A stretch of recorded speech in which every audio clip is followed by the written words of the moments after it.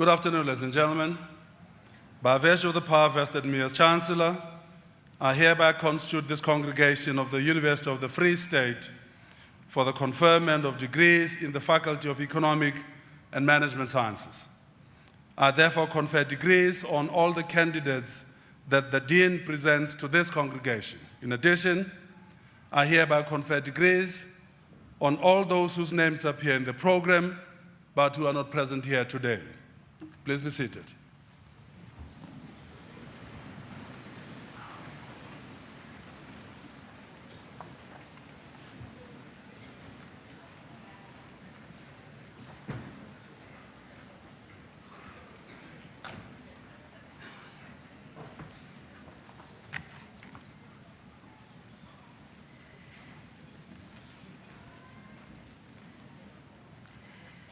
Good afternoon, goedemiddag, tumelang, ladies and gentlemen.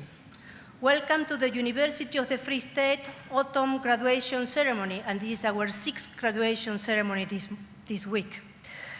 Allow me to welcome also the university authorities, our Chancellor, Dr. Hotso Mokele, the Rector and Vice Chancellor, Professor Jonathan Jansen, the Vice Rectors, the Deans and Deans representatives from our 7 faculties, and all of you, of course, who are present at this graduation ceremony. Graduation are important rites of passage at any university. We have done our duty by you, and you will be joining soon enough the workforce, or you will continue your studies further. In either case, this stage of your life is over. We celebrate you on this day of your becoming a COPSI graduate, and collections will become later for your first salary. Graduations are also moments in which we, as academics, administrative staff, and managers at this university, recommit ourselves to our mission of educating future generations of students. Your graduation helped us make sense of our work, and we thank all of you for this. Enjoy the ceremony and our beautiful campus, and have a very, very happy afternoon. Now, I would like to mention some housekeeping matters for all of us to have a very nice graduation ceremony. The first one is that the university makes use of official photographers who are present in the hall today. However, there are areas on the campus that have been allocated to freelance photographers. These photographers are not accredited, and the university therefore has no control over the quality of their photographs. Those of you who might have arrived after the pre-ceremony announcements are asked to look closely at page 2 of the graduation program, please. Today is a time to celebrate the achievement of each graduate. In this regard, hearing the full name of each student being announced is important to everyone. You are therefore asked to limit cheers and loud exclamations, making sure that we can hear the name of the next graduate. Please be aware that leaving the hall is a distraction for the rest of the audience. And you are also please asked to switch off your cell phones so we can all enjoy this ceremony.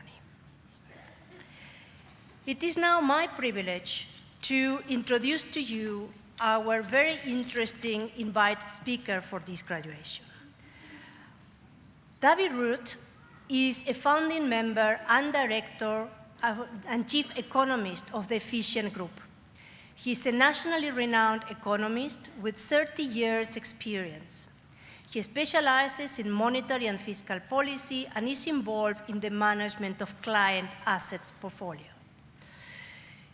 In 2015, he was ranked one of the most referenced economists in the media by Media Tenor, and he obtained his master's degree cum laude in economics at the ex-Rao University.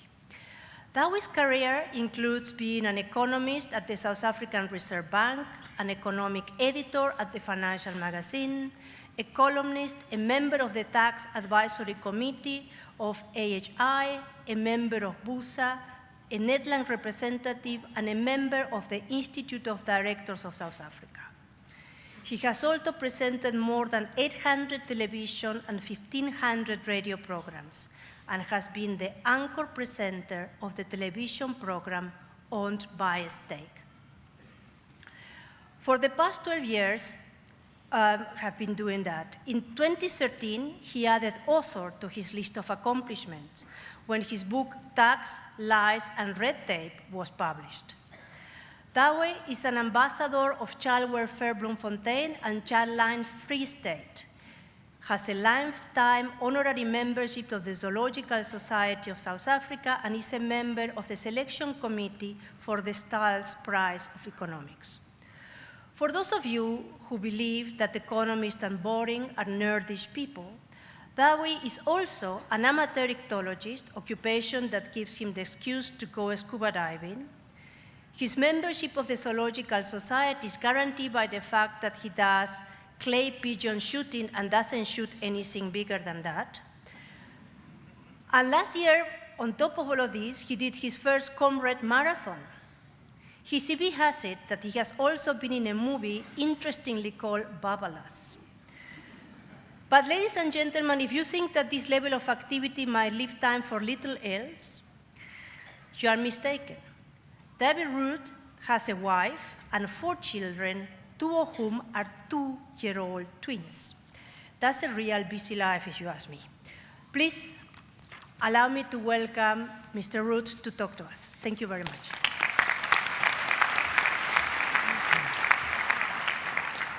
Thank you, ma'am. Professor Jansen, baie dankie vir die uitnodiging. Dit is my baie groot eer. Thank you very much. I saw something that I've been to many universities, and I think you guys are special in one specific way, and that the Chancellor is standing outside there cheering you on. I haven't seen this at any other university. Ladies and gentlemen, thank you very much. This is a real honor for me to be here this afternoon, and I had the opportunity and the privilege to speak to some of the students this morning. And the one student asked me that I should say what an economist does as his job.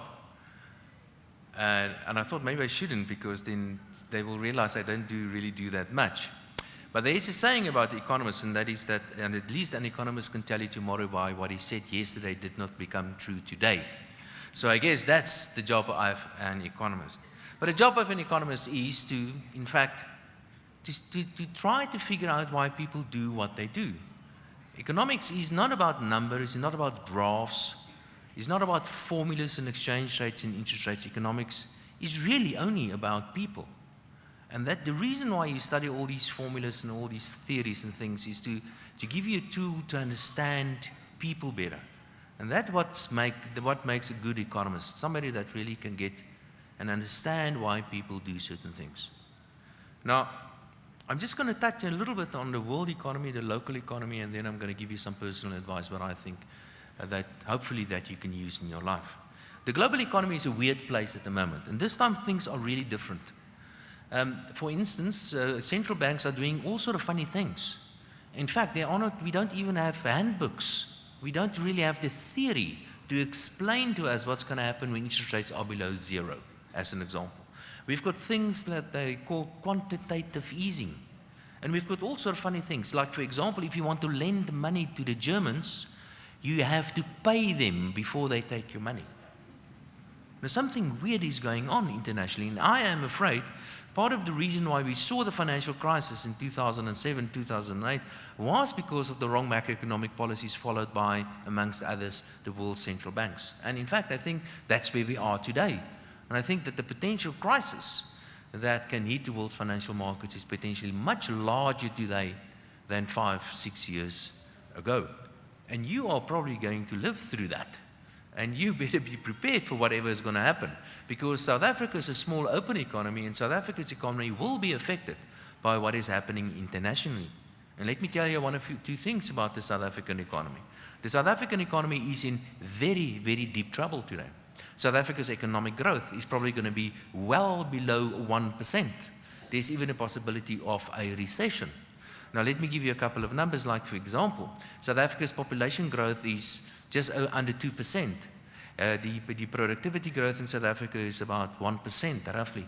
That means that we need to grow this economy at least by 3% just to stay where we are in terms of employment.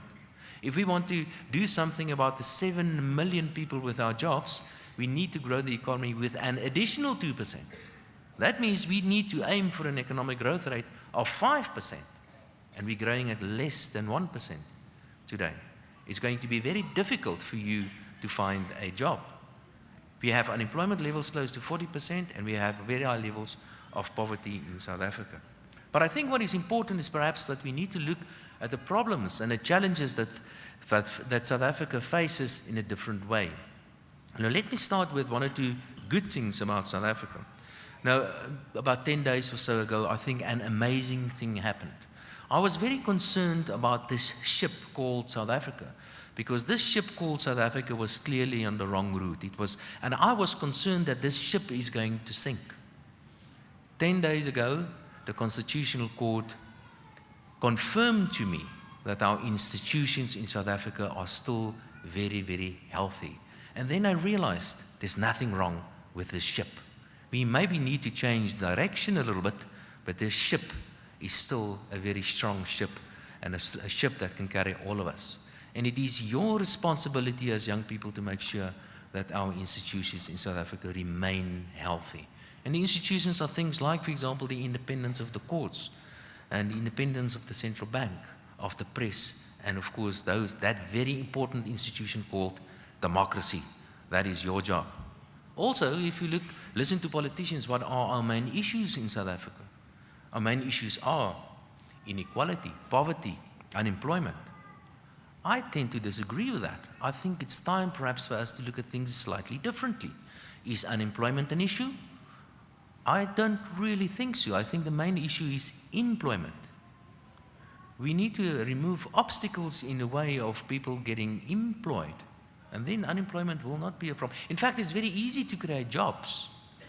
All we need to do is to ban all computers, and then people will have to start writing emails and letters by hand again. And all these wonderful things that computers do will not be done, and we will create a lot of jobs. That's not real job creation. We can all agree on that. Also, do we have an inequality problem? I don't really think so. I would much rather be a poor person in a rich country than a poor person in a poor country. It's important to have a wealthy country. And poverty, is that the problem? I really don't think so. The problem is we do not have enough rich people. And that's where the emphasis should be. We should create an environment to make it easy for people to become rich, because that's what a rich country is about. A rich country is about rich and successful individuals. Maybe I would like to give you, on a personal note, one or two pieces of advice, if I may. We have a company today. We started this company in 2002, and we employ 400 people today. Not one single individual was employed because we want to create jobs.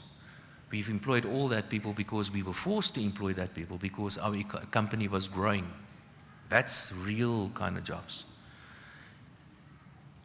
On an individual level, let me give you something that I think is important. When I was more or less your age, I was not very happy with myself. I was not the fastest guy. I was not the cleverest guy. The girls didn't really like me in that. And it's tough. And it took me some time to learn that single most important lesson that I've learned so far. And that is that you're going to live with one individual for the rest of your life. And you better start liking that individual, because if you don't, it's going to be a miserable life. So my advice to you to start off with is start liking yourself. That's a good point. And since you like yourself, you can just as well realize that you are the most important person in this country and demand to be treated as the most important person in this country. But that comes with a huge responsibility. And that responsibility is to treat other people as if they are the most important people in this country. I would like to call myself a libertarian. I believe in personal rights, individual rights, and I believe I am totally free and I can do whatever I want to, provided I allow other people to do exactly that. South African economy is at a difficult spot at this stage. The South African economy, you guys are going to battle to find a job. The world economy is going through a kind of an industrial revolution. In future, jobs will be very special kind of jobs. It will be technologically driven jobs, and you're getting a degree today, but it doesn't mean this is the end of your studies. In fact, this is only the beginning. Also remember that a degree or a qualification does not make the man, it's the man that makes the qualification. A degree or a qualification means nothing if you do not have skills with that. And the rest of your life, you will need to make sure that your skills remain relevant. This country really needs you, and I will urge you to go out there and make the biggest contribution to this country that you can make. And that contribution is to become successful and to become rich. This country needs successful and rich individuals. I would like to congratulate the families of all the people getting degrees today. And know it's very difficult to have a grumpy student in the house, and they're very expensive and they eat a lot. And I would like to congratulate all of you. And please go out there. Your country needs you, but you need yourself first. Thank you.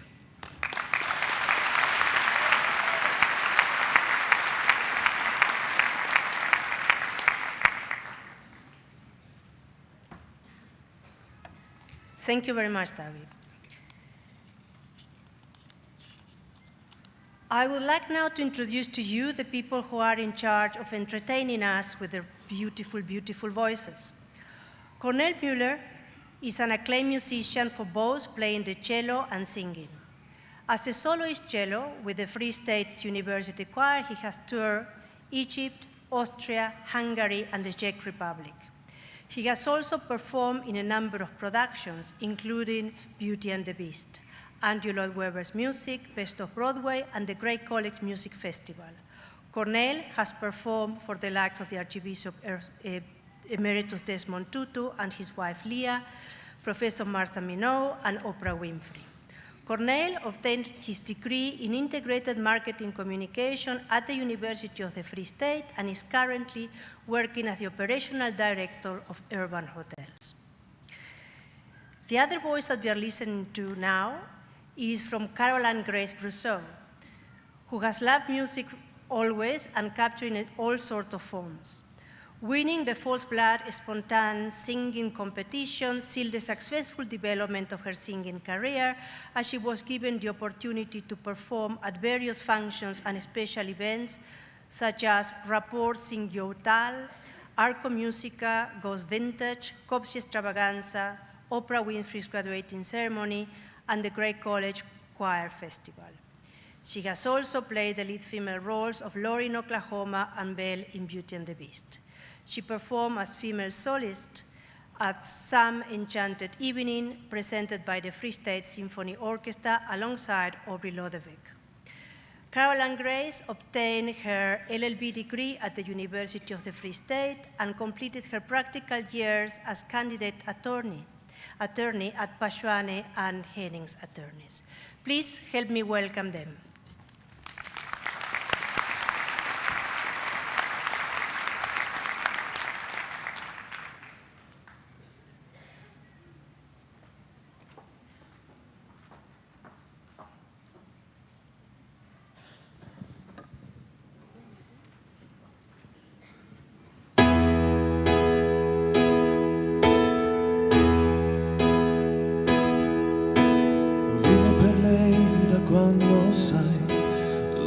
Volta l'hai incontrata, non mi ricordi come mai, mentre dentro sei stata.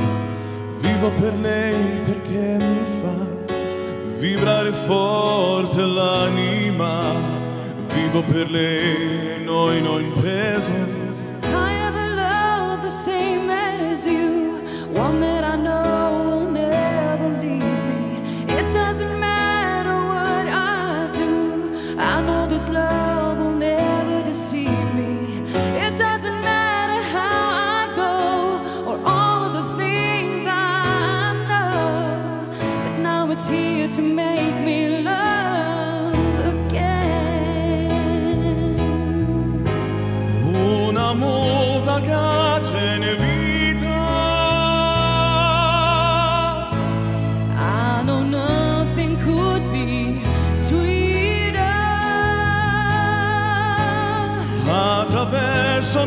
pianoforte, la morte è lontana, io vivo per lei.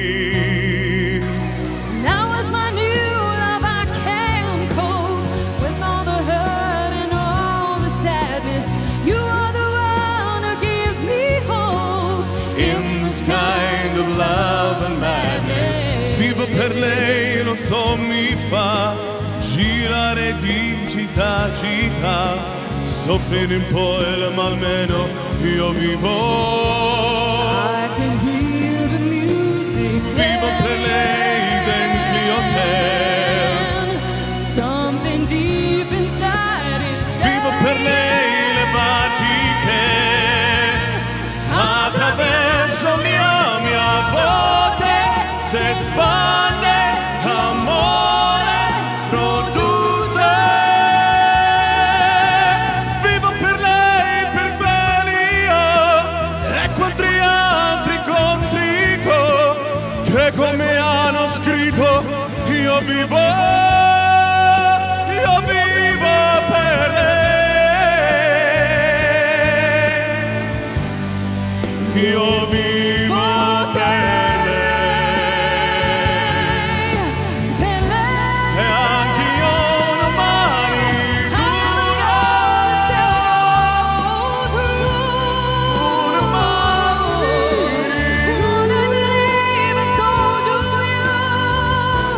ogni giorno una questa la protagonista sarà sempre lei.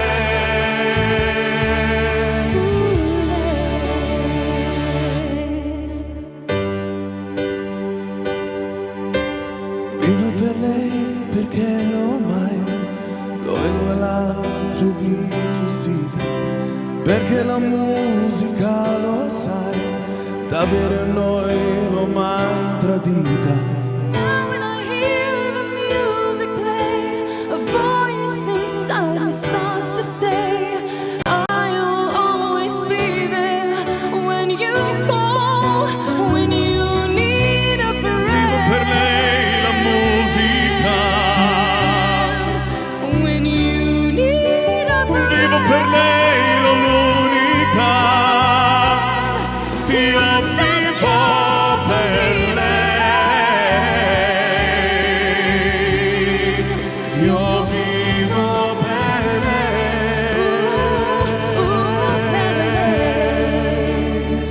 io vivo per lei.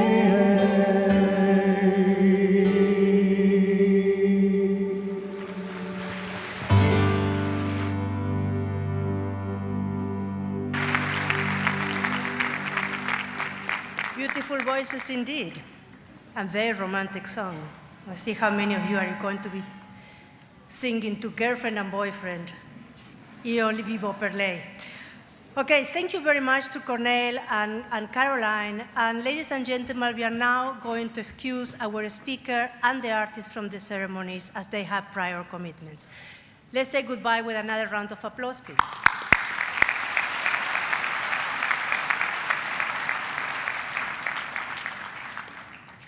Now, I would like to call upon the Dean of the Faculty of Economic and Management Sciences, Professor Henry Krukamp, to present the candidates for the degrees in his faculty. Thank you very much.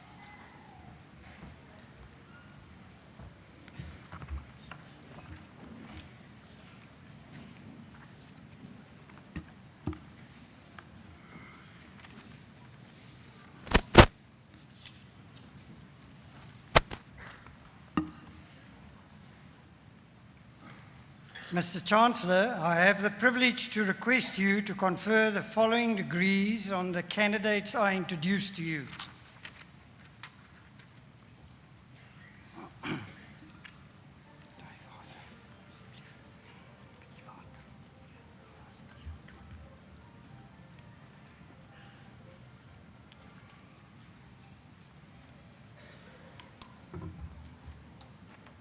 Baccalaureus Commercie,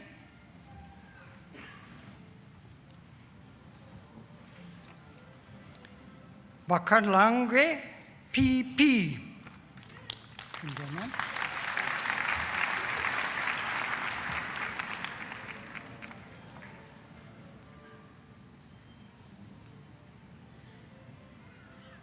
Hudson R.A.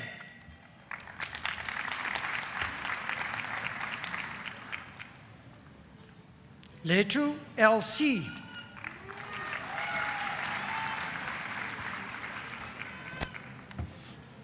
Marie D.A. McLeod A.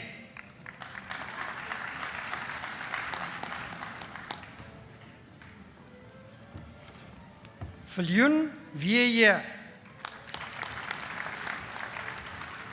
Baccalaureus Commercie, General Management, Algemene Bestuur.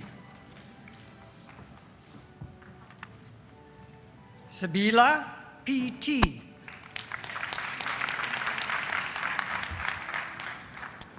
Baccalaureus Commercie with specialization in investment management and banking, met spesialisasie in beleggingsbestuur en bankwese. De Reuk G.G.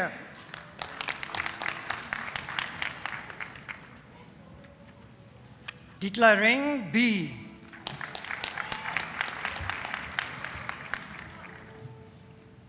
Harris M.R.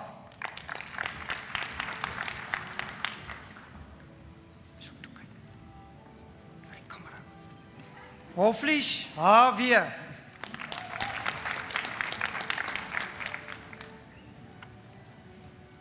Kesha L.D.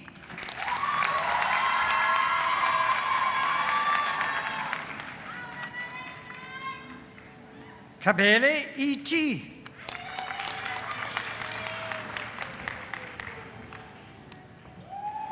Hanyane R.V.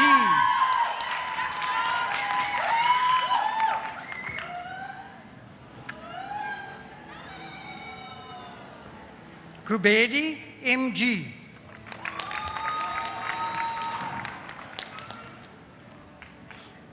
Lambrechts M.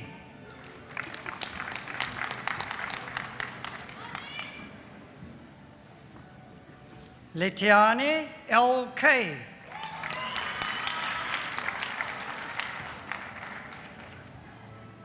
Makate T.B.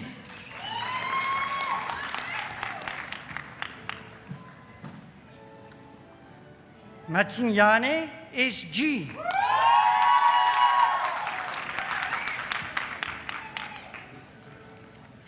Mutlabe K.M.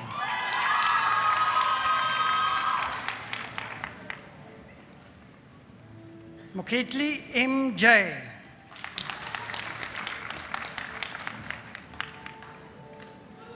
Mulatsedi B.V.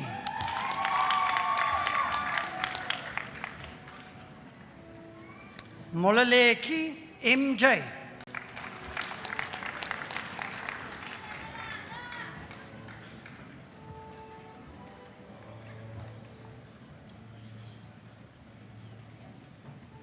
Musala T.P.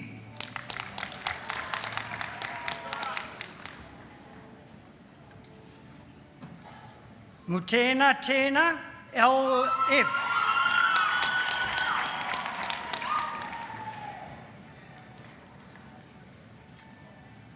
Motabidi B.R.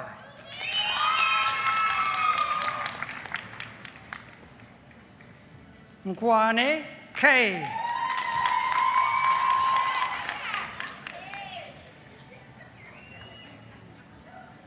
Westhuizen L.T.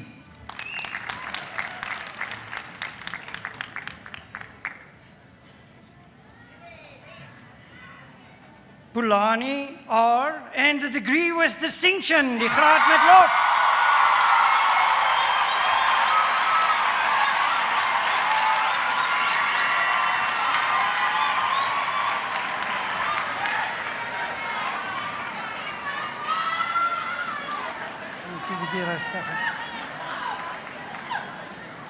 Pretorius L.E.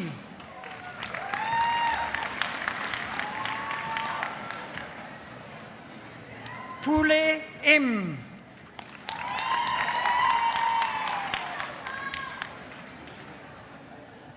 Pule TT.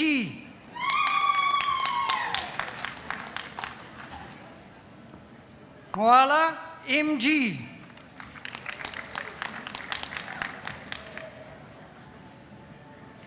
Radile EM.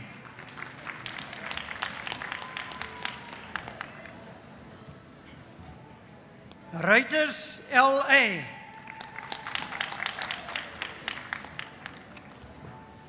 Sander DL.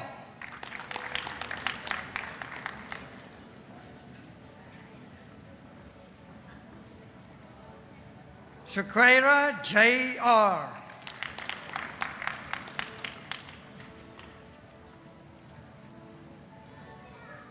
Somteswi TN.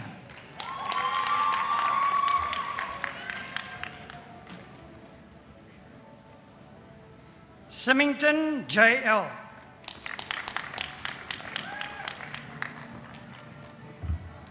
Van Skalkwyk M.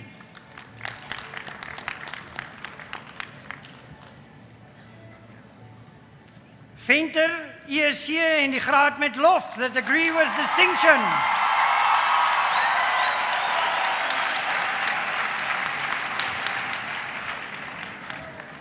Baccalaureus Commercie Marketing Bemarking.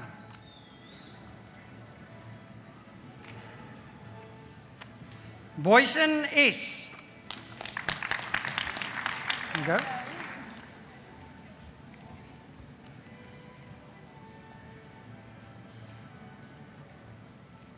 Dippenaar JM.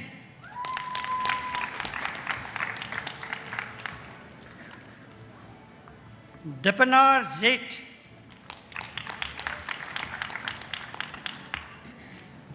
Francis RC.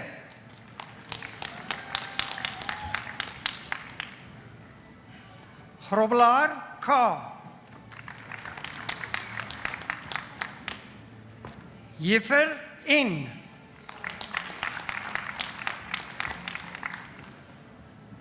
Heinz N.J. Kom maar gaan.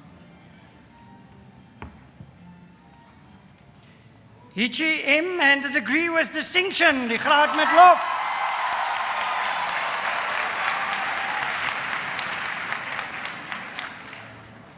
Jonker E.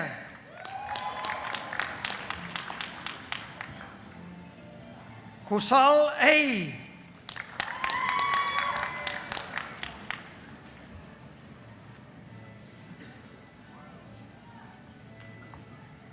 Kotze M and the degree with distinction, die graad met lof.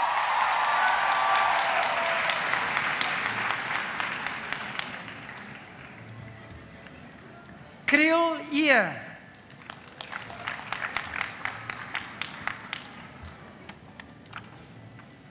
Leboso SE.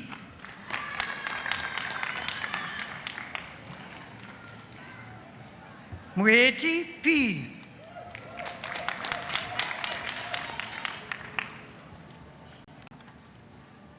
Motlokua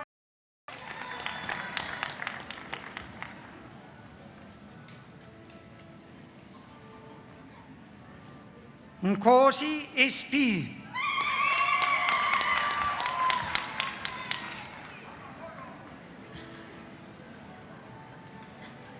Pretorius GM.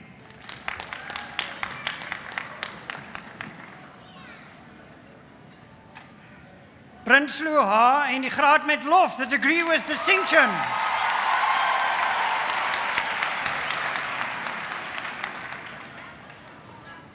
Simon PB.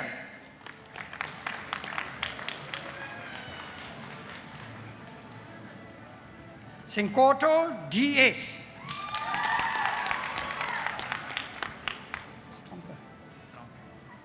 Strampe SA.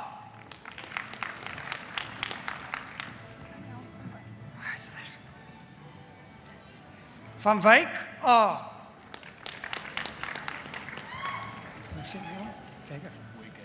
Wegger, B.K.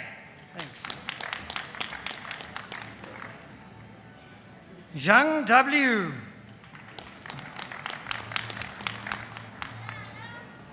Baccalaureus Commercie Economics, Economie.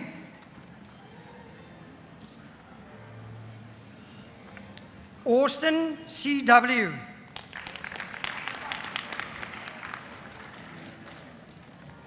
Chuma L.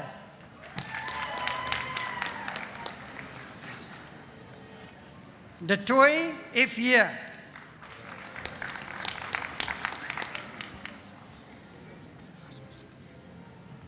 Erasmus P.V.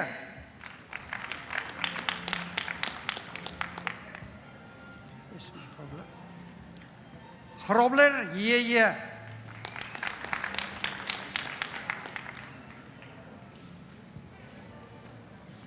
Query M.T.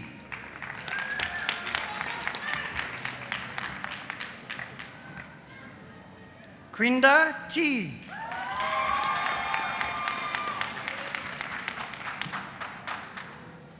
Legala Metwa O.S.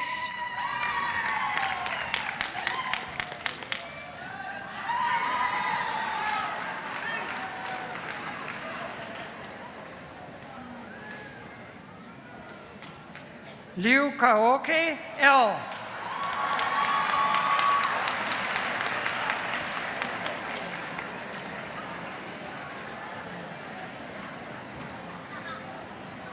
Lelotordi T.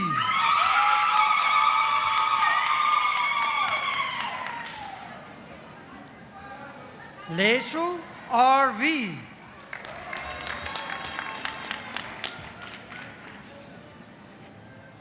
Mahage R.K.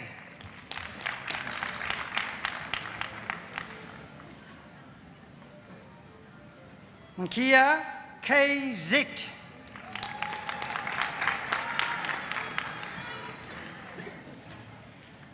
Masango U.P.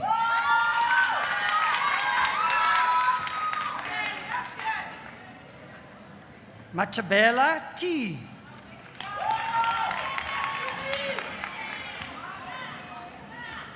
Mkiwana Z.A.M.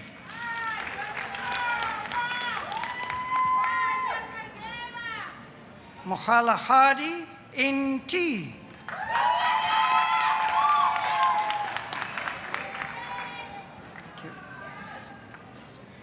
Motolwana S.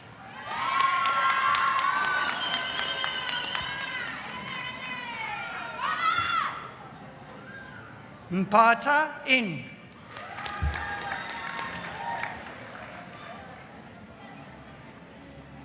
Odoro L.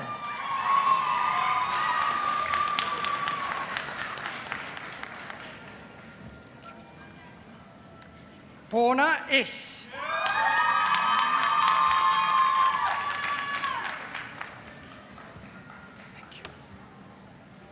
Ralebona PC.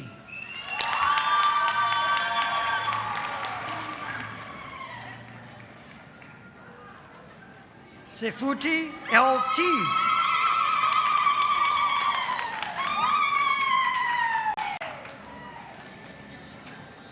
Cello ME.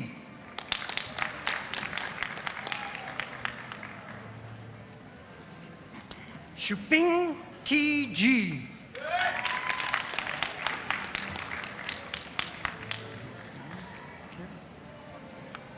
Sondiazi B.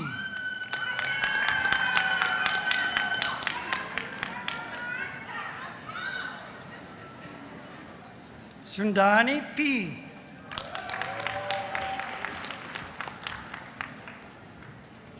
Takadi EK.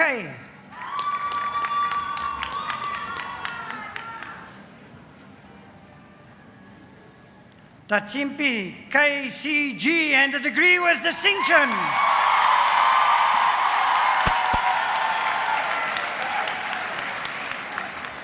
Twala MS.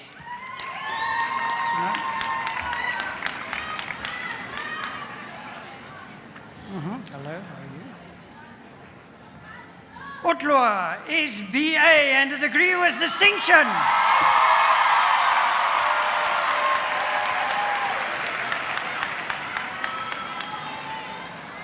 Bele RB.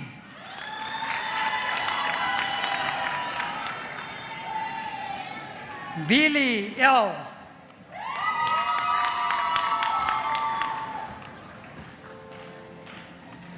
Voluka N.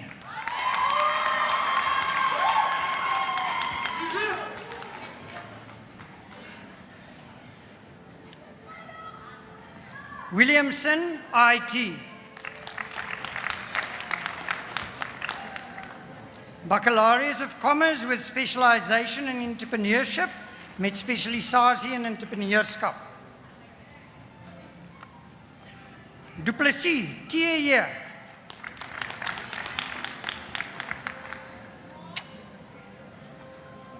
Mogoso MS.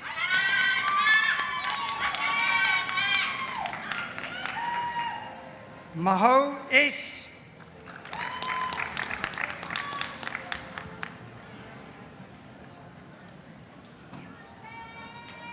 Papges MM and a degree with distinction, die graad met lof.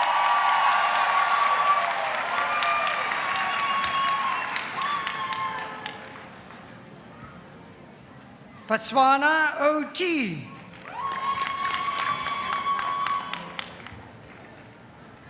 Skota N.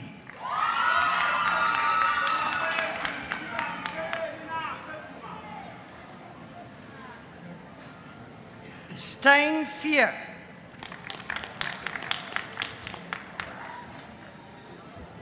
Urban M.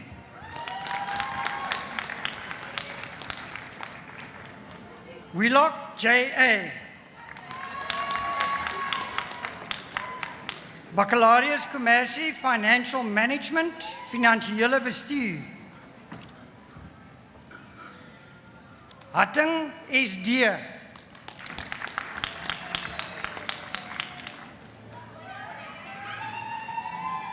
Mashaba Pala TW.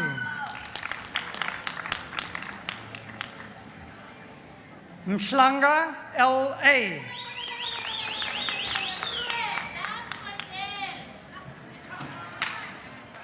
Baccalaureus Commercie, Agricultural Economics, Landboueconomie. Bosman AU.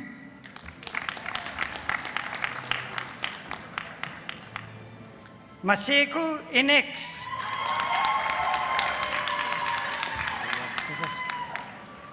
Skeepers JJ.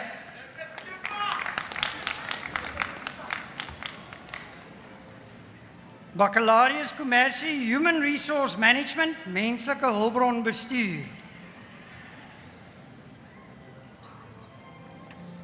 Ackerman HM. Kutsie M. Gutu F.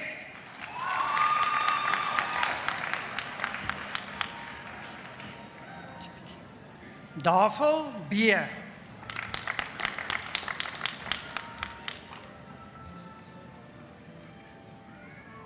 David hier and a degree with distinction, die graad met lof.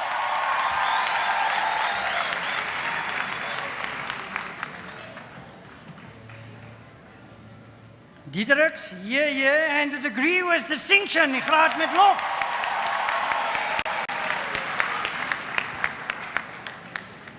Eilert C.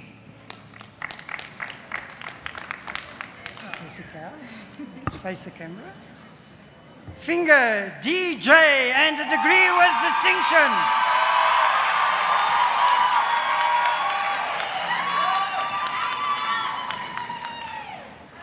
Harbour T.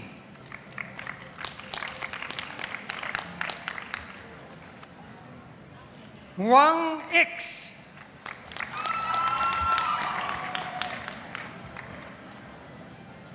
Isaacs AL.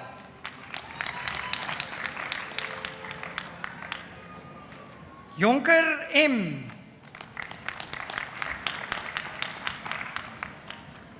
Kivich W.J.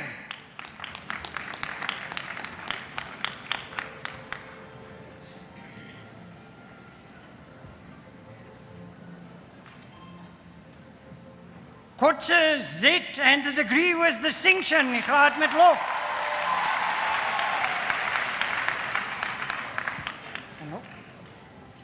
Leketo A.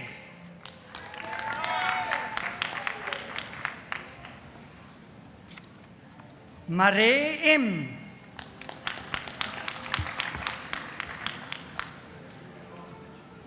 McCallum F.G.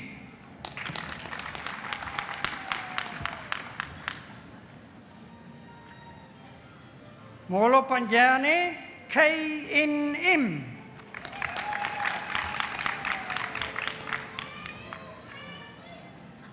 Meiber G.J.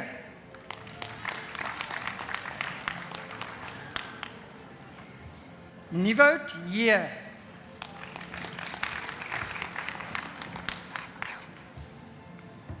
Rijkaard L. Oh, kom maar stap.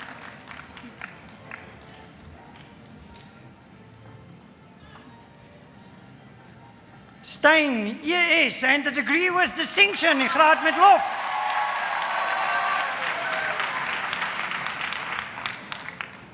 Van Wyk, S.I.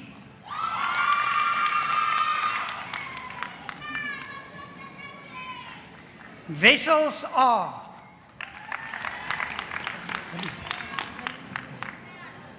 Willie, K.N.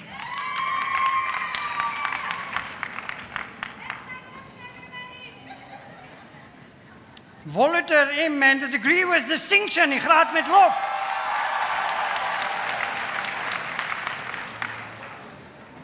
Baccalaureus Commercie Law, Rechte. Burole, K.E. and the degree was distinction.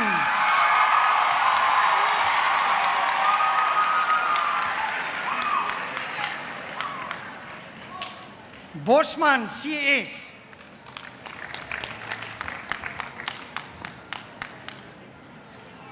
Botha, J. Thanks. Bauer, L. Brouwer, M.J. Bouchot, K.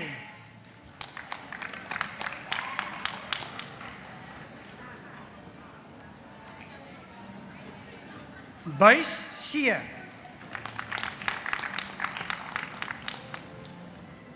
Dafu, D.M.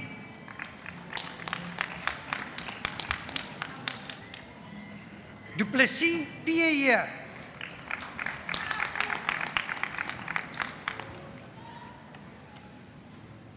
Fourie, B.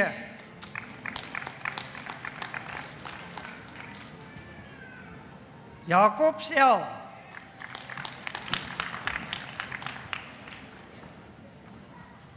Kabamba, C.M.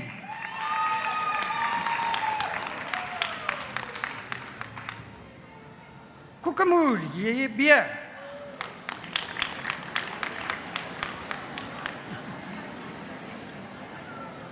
Query, J.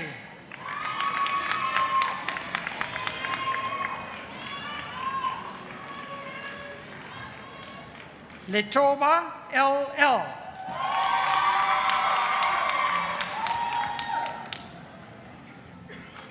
Malinge, S.P.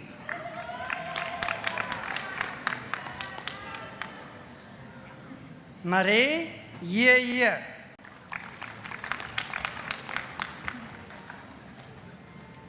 Meyer, M.M.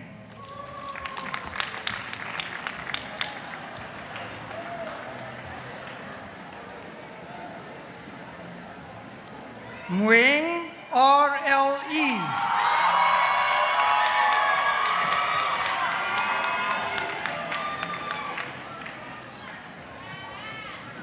Mopoting, D.M.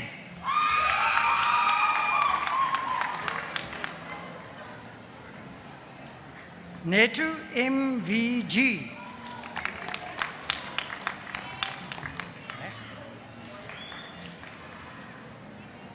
Norkie M and the degree with distinction, in graad met lof.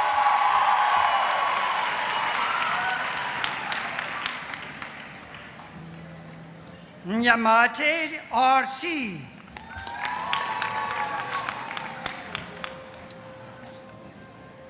O'Reilly AD.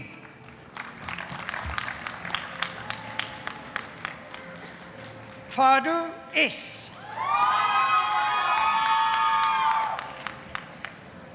Picard Beer.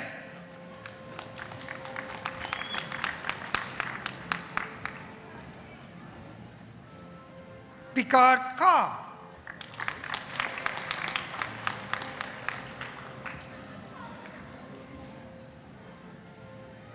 Peterson EO.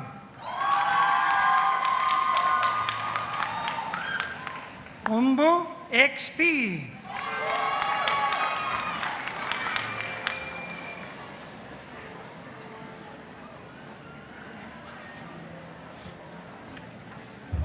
Rolufu PPV.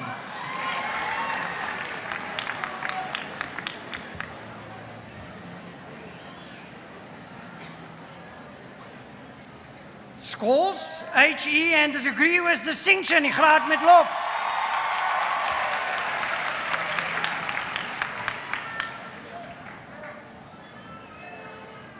Talyard L.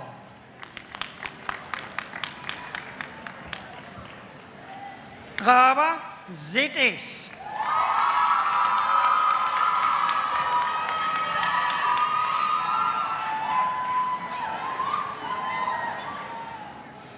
Okay, relax a bit, please. Thank you. Baccalaureus Commercie Accounting en Rekeningkunde. BAM MK.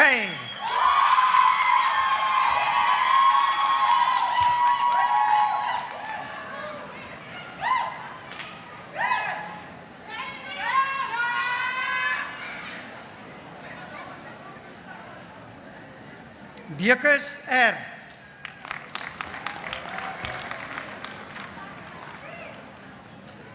Bosch EC.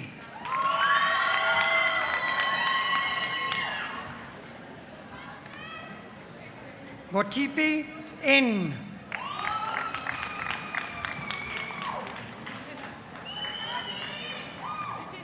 Buthelezi NT.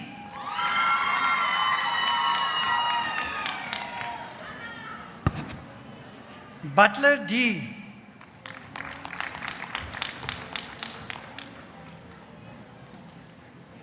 Butters GCJ.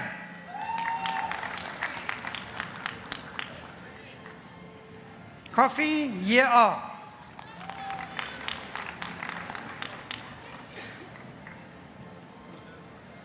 Tichaba DM.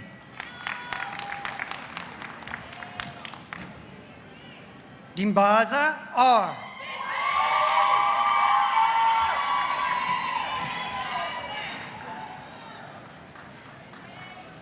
Dladla SB.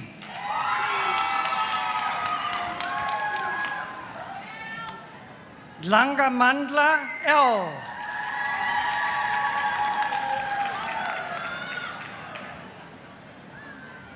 Dubazane T.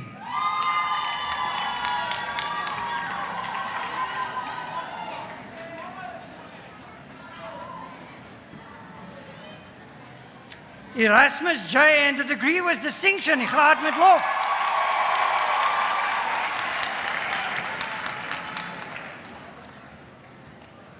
Faber B.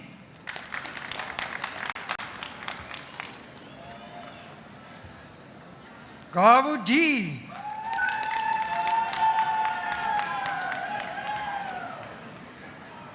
Gobi DJ.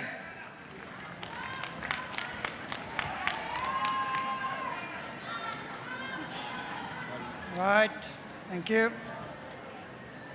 Horoletse TK.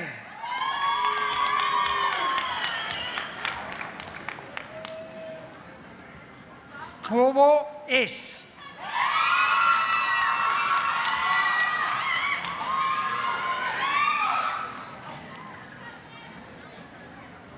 Gumbi VMH.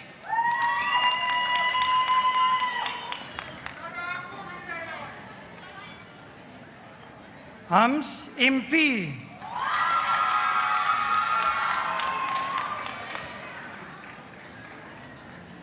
Huang LH.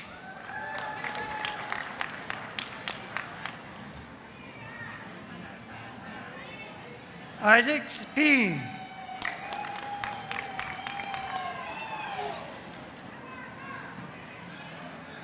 Jonga N.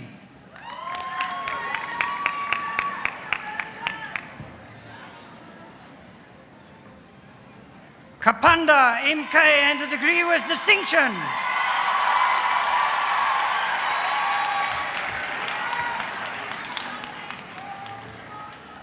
Kekana PK.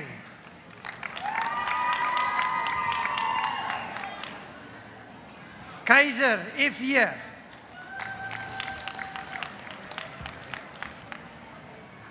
Kwabane NK.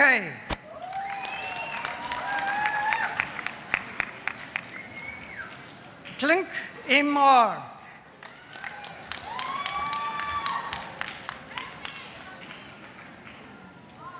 Kubeka TBK.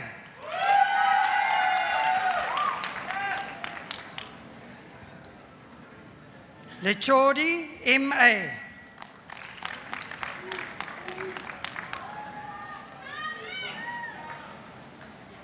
Latele LKV.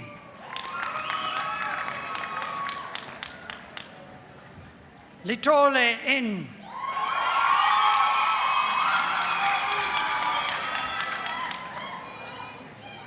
Lubisi N.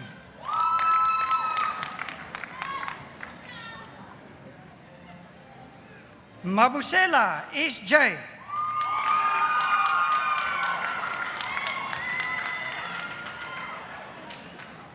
Machikane MJ.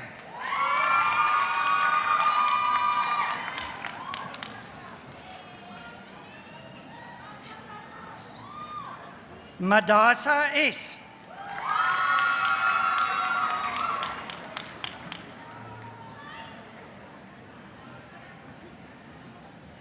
Magogonwa TS.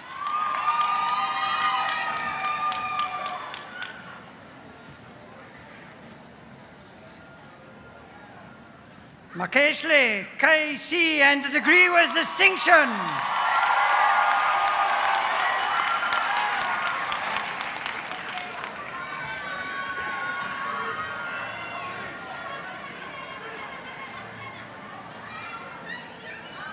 Marlo OT.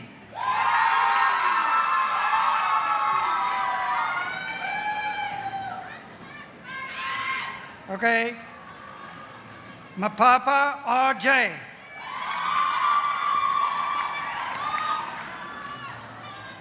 Maxina VG.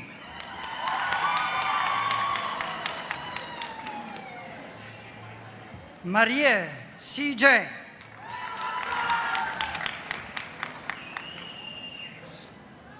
Marcelo K.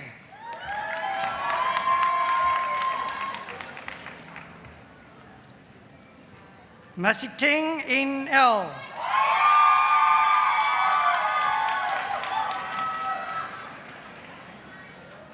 Matanzima M.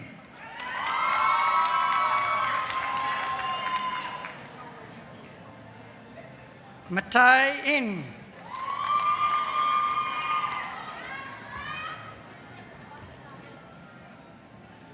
Matize M.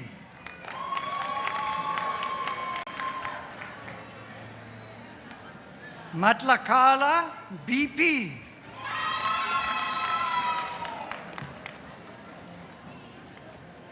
Matlokoti MSM.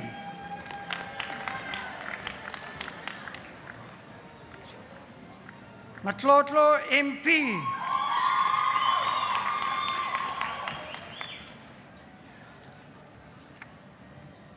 Matsinde T.T.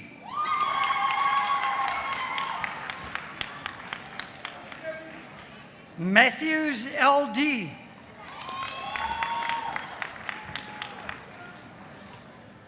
Mbata K.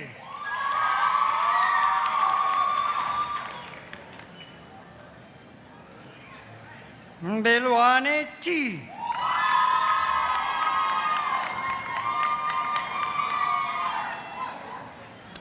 Meyer G.C.F.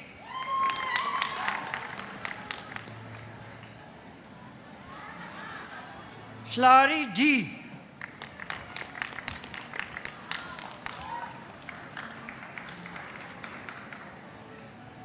Mchwangi MSv and the degree was distinction.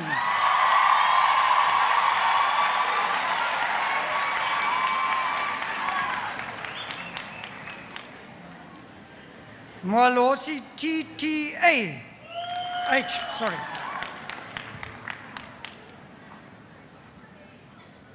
Mochwari IT.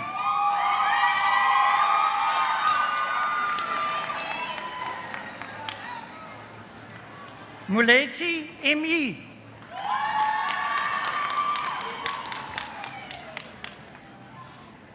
Mukhale KB.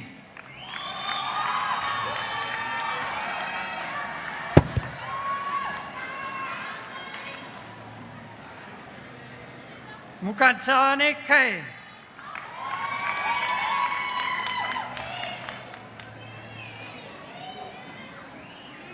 Mukete LP.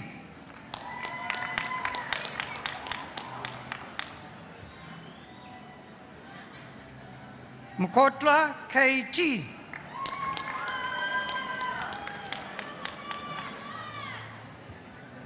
Muliane M.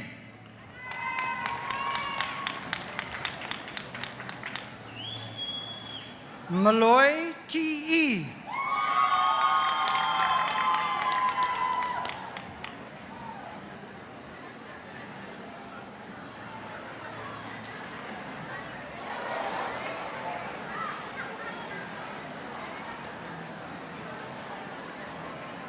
No harm, okay, let's relax.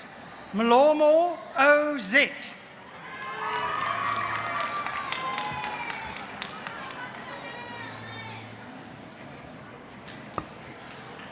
Ladies and gentlemen, can we just cool it down, please? Let's give everyone a chance to be heard. Thank you very much. Munare T.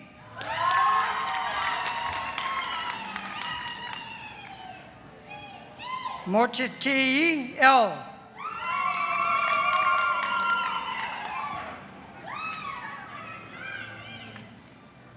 Moretsi LK.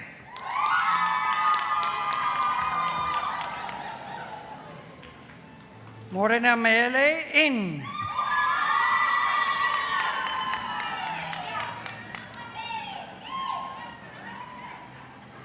Machodi M.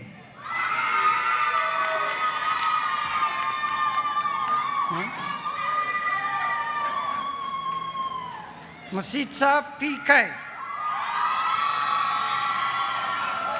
Okay.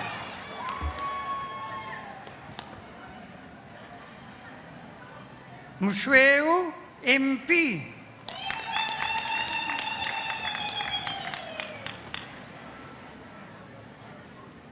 Motadingwani DD.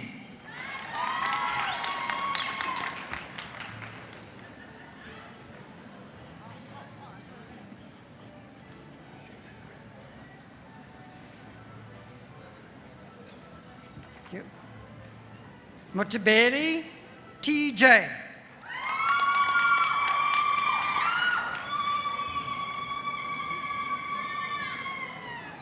Matlale DR.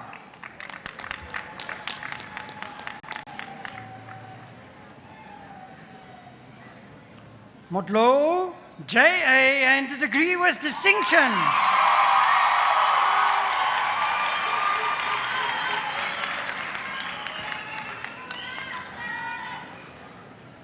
Mutlong REM.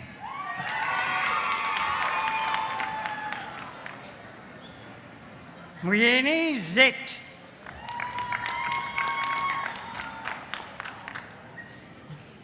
Mpela SAP.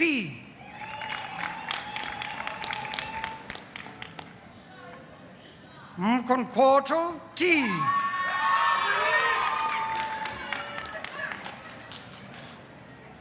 Mtongane, Ghana, sorry, A.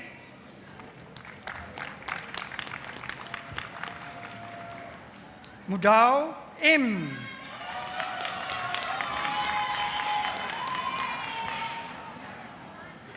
Mujuru CG.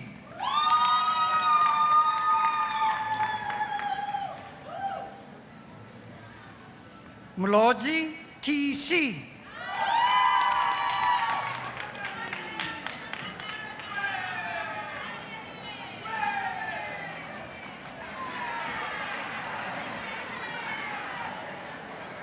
Munemu PC.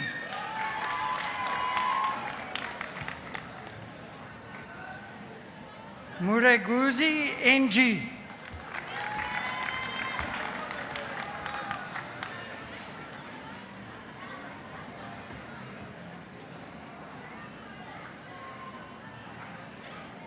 Mushwana PR.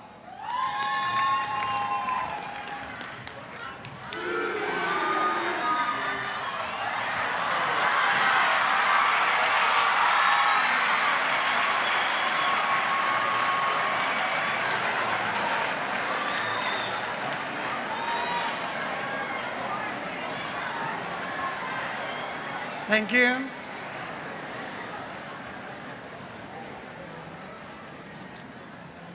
Mklanwa M.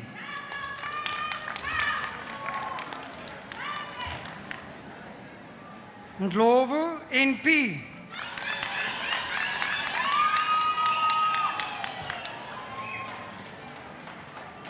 Ndlovu LS.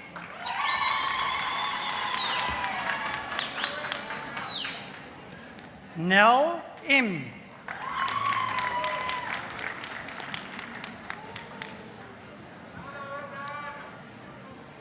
Nelufule S.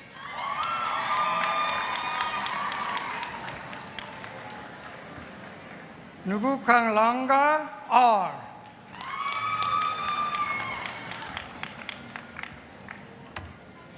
Ngola A.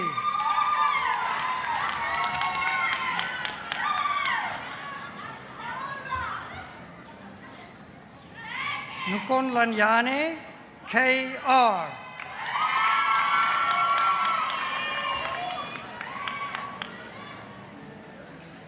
Nkosi NT.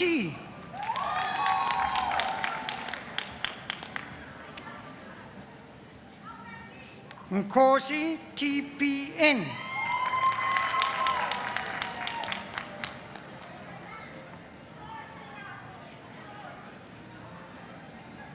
Ntamane KC.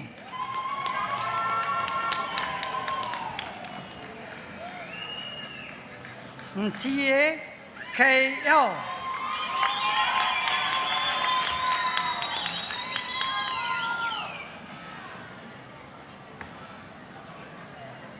Olifant NM.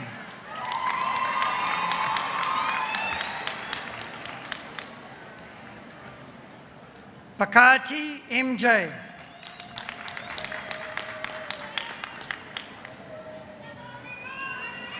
Fatsa MF.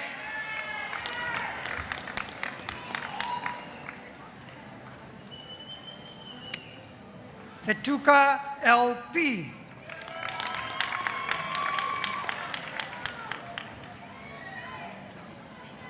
Pitsuyame LL.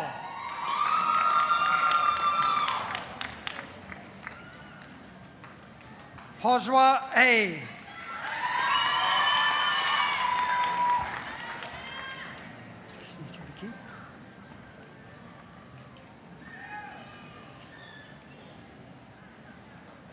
Prinsloo EM.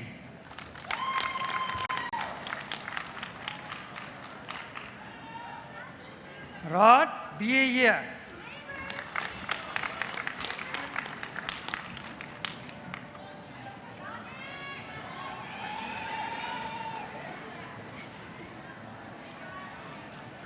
Khadebe T.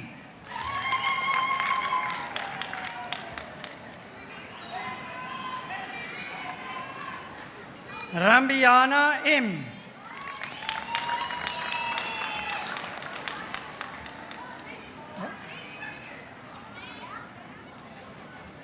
Ramusana TM.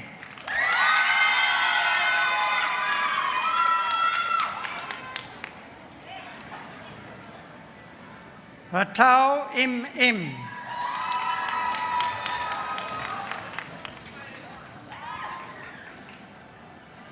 Raubenheimer IC.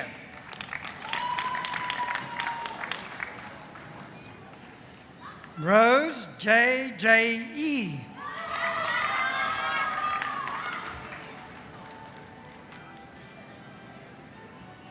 Rousseau GI.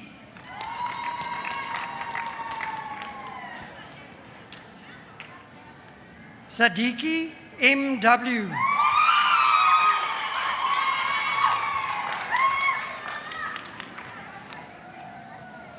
Sabotsa GKC.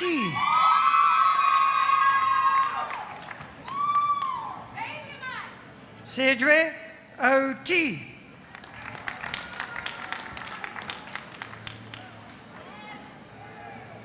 Seleso M.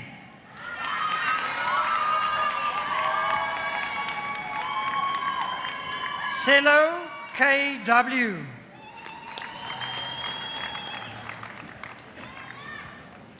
Sorry. Setati MP.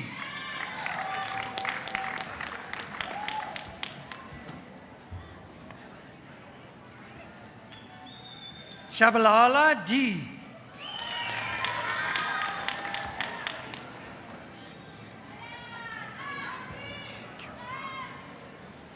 Chongwe X.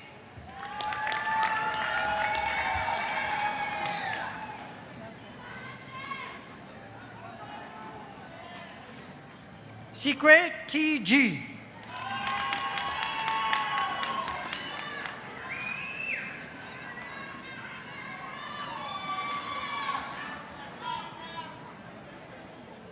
Snyman NL.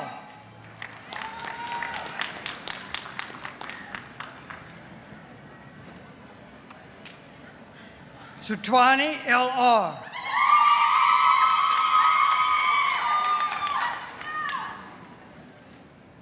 Stewart MI.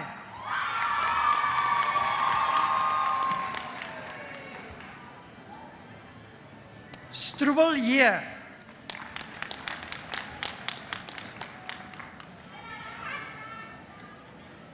Swart G.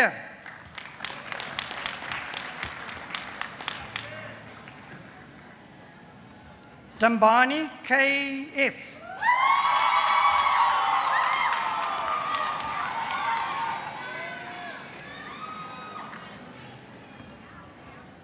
Ter Blanche M.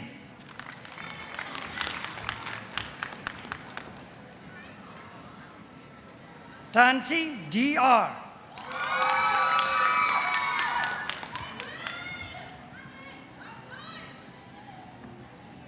Tulo MR.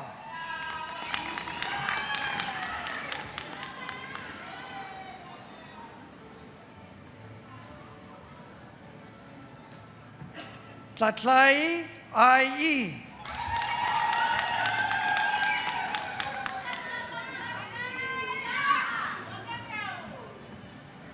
Telanyane KB.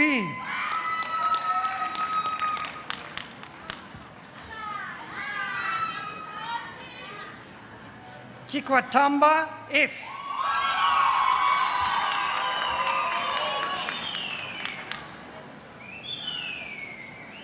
Tweu MP.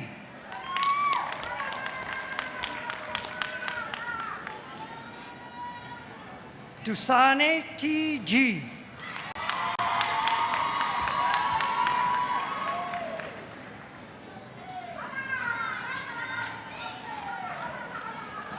Okay, thank you.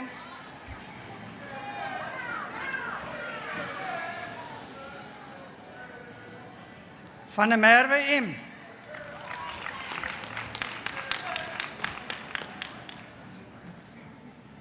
Van Heerden M.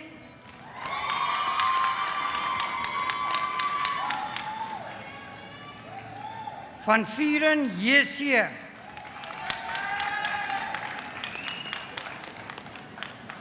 Vermeulen J.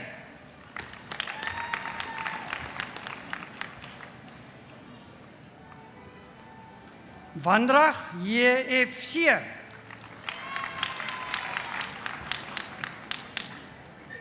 Wilson W.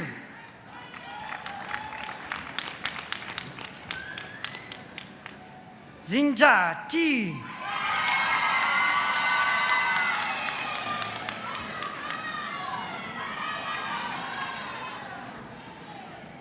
Zwane FF.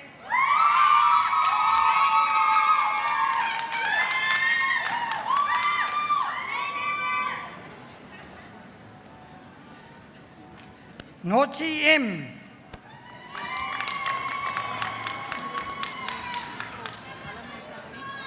Oh, okay. Sorry, Ms. Notsi will get the BCom Accounting Honores. The same for Ms. Madima LA, the BCom Honores in Accounting.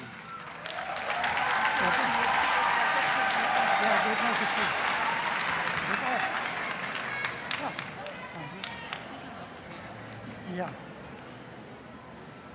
Thank you.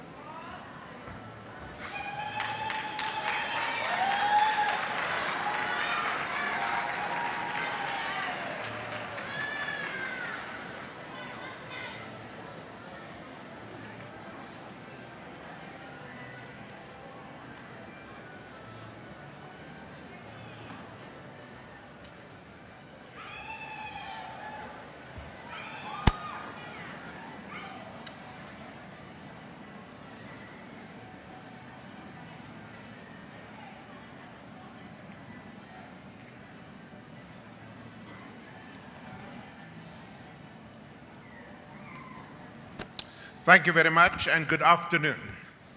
Students, graduates, the newest class of graduates of COFSIS, I want to say to you all, we are extremely proud of you.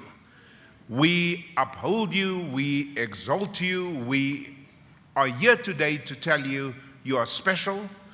And that is why, as Mr. Ruth said, there is no other university in the world, trust me, where the professors stand outside and wait for you to come in so that we can applaud you. That is how special you are.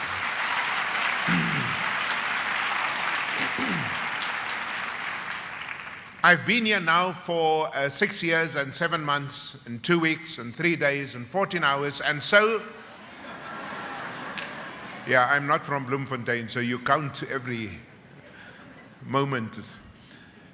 And I've known so many of you. In fact, I was trying to remember which one of the students I don't know, because I know you. Many of you were in my office when you had no money. Some of you came to see me when the boyfriend broke up with you. Others came on subjects we will not talk about. But I know many of you. And it's been a long journey. And I want to tell you something that today you are very special. Now, I have to say, when I see you on campus with that dirty jeans and that shirt that you wear for 5 days a week, you don't look very beautiful, but today you look beautiful, and I want to applaud you. But students, you would agree with me that after 3 years with us, or 4 years, or 5 years, in some cases 10 years, some of you were here when Mandela was released from prison. So you've had a long time. You've had a long time to be with us. However long you've been here, I think you would agree with me that sitting up there, and by the way, let me just say, of all the 6 graduations, I think the Chancellor will agree with me, Dr. Mogele, of all the 6 graduations, this has been the most excited crowd. I put it positively. This has been the most excitable crowd. And you would agree with me, students, that there is a Uma sitting here who used some of her pension to help you with registration fees. Do I hear an amen? Not from you, I'm talking to them. I'm sure there are mothers and fathers here who took bank loans in order for you to be here. People made sacrifices. And so I wonder if you would stand and give them a round of applause for helping you to be here today. Thank you very much.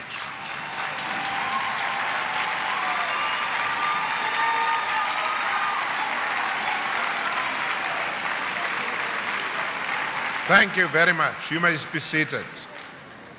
I know my wife graduated this morning, so I can tell you now, I know how they feel.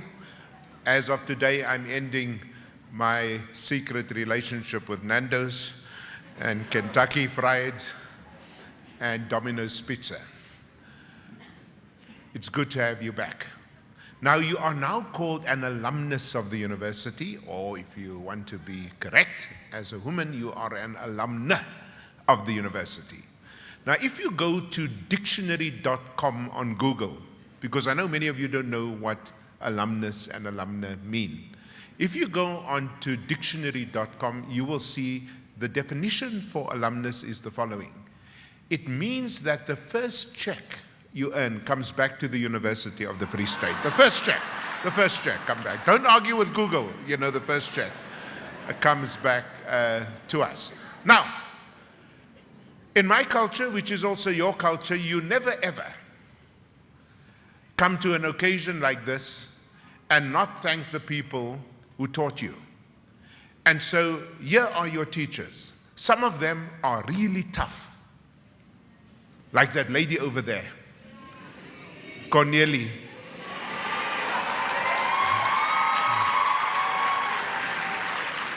And in all my years here, the students would come to me and they say, "Hey, Prof, that Cornelie Kraus, she's really, really tough. But you know, Prof, she really cares about us." So I hear both those stories. So for the people who taught you, all of them here, give them a round of applause, please.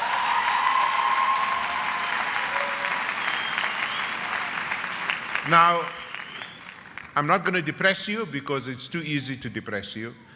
You heard from Davi, it is not going well with the economy. And by the way, when the economy grows at less than 1%, some people say 5.5%, what it basically means, you should know this better than me as economists and accountants, what that basically means is you can't pay for anything.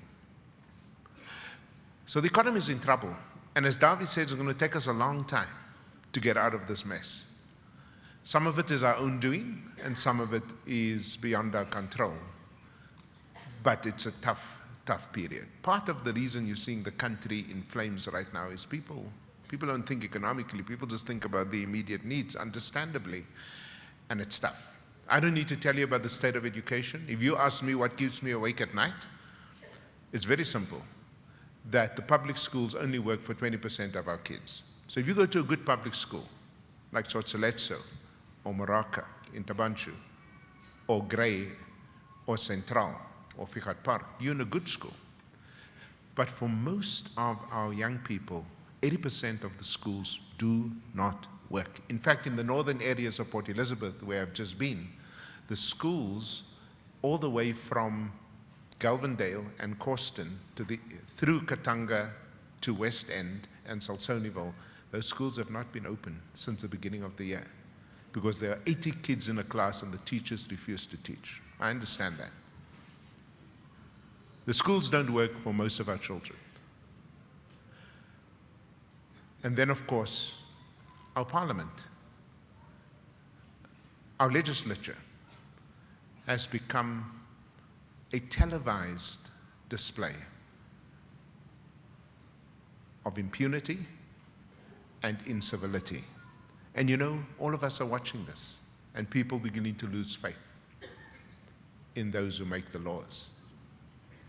It's rough out there, but today is a big day.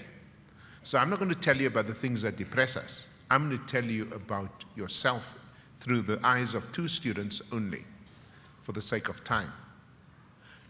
Two students that represent for me the values of COFSIS. Two students that, by the way, I know represent the majority of our 32,000 students on South Campus, on this campus and on the Kwakwa campus. The majority of our students are decent. There are some who are violent. There are some who are racist. There are some who I wish we could do something with. But that's a small percentage. The majority of our students, black and white, are decent. I can tell you that. So let me tell you the story, first of all, of a student who got an LLB degree cum laude this week. And I'm going to show you the photo of this young woman. Her name is Tanya Collins.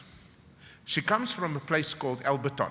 And she told me, Professor, when people hear I'm from Alberton, dan rek hulle oë. In English, that means you raise your eyebrows. People look at you and they sort of say, Alberton. It's like Nazareth in the Bible. Can any good thing come out of Nazareth? Well, Nazareth gave us Jesus, and Alberton gave us Tanya. And let me tell you something. When I first came to the university, I took my family to eat prawns here in College Square. For those of you who are not from the Free State, never eat fish in the Free State. You come here for good meat. The best meat is on 2nd Avenue at New York restaurant, the best meat.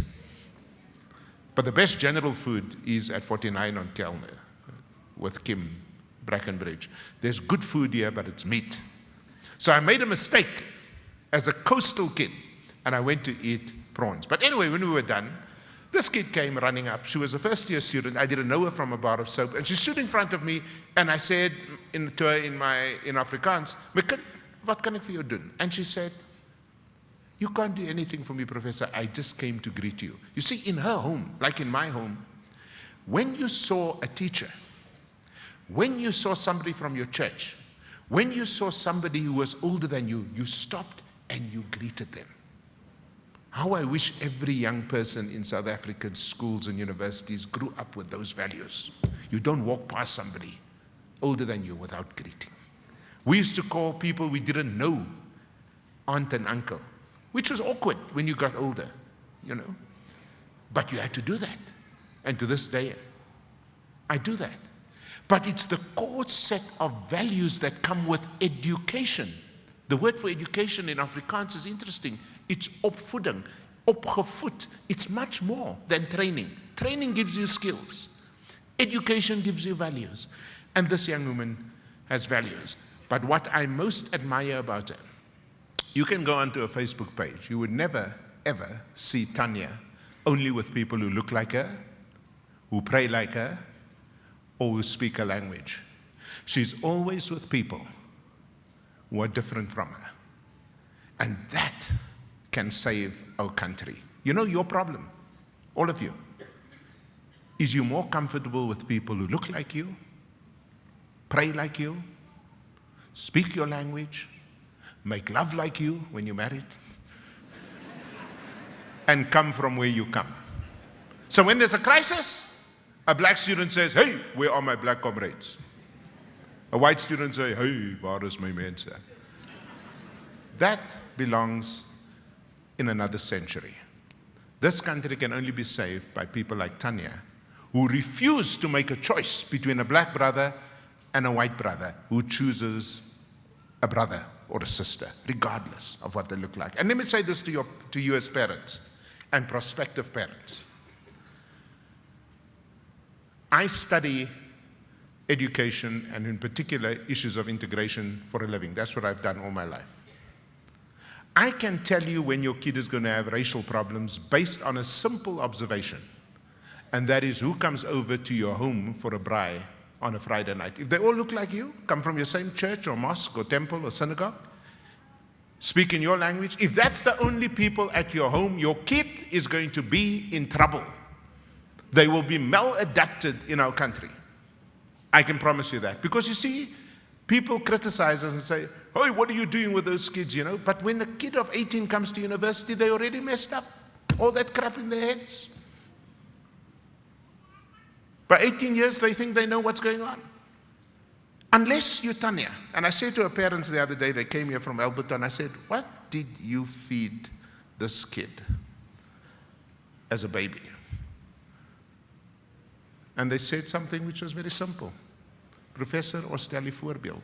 We give the example. You see, my own 2 children get very confused about race.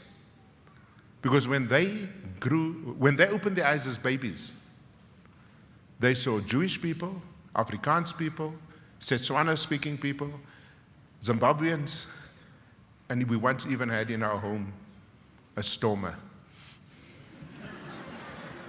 That's a rugby team I hate.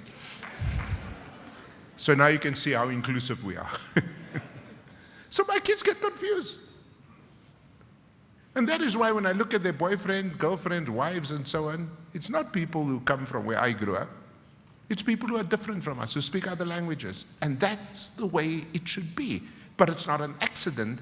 You've got to prepare your children for that. And you, to save your kids from becoming racist, or from becoming bitter about the past, or from becoming sexist, or from becoming people who hate foreign nationals, the only way to change it is by you becoming like her in your value system.